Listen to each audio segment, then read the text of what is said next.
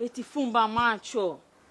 Mimi nafumba macho nikiwa nimelala au siku nimekufa tu. Siwezi kufumba macho kwa sababu ya ujinga wako. Sawa? Alafu mara ngapi wanakuambia kwamba sikutaki? Haya sasa tufanye nimekukubalia. Unaweza kanihudumia mimi wewe? Au unataishia kuleta maua yako na hivi dududu vyako? Unasikia? Naomba kuanzia leo iwe mwanzo na mwisho kukanyaga humu ndani. Sawa?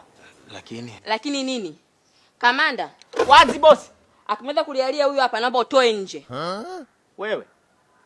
Naomba hapo pasomeke kwa nguvu ya 5 kwa 5. Yaani hali iwe shwari. Sawa?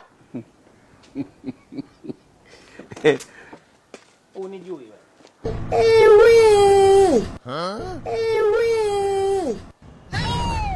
Yaani wenzako wanahonga magari, wewe umekuja na matunda. Una akili kweli wewe? Umesikia ni demo wa Uswahilini yule? Naongea unanikodorea macho. Tafuta hela boya wewe. Utaolewa. Haya futika.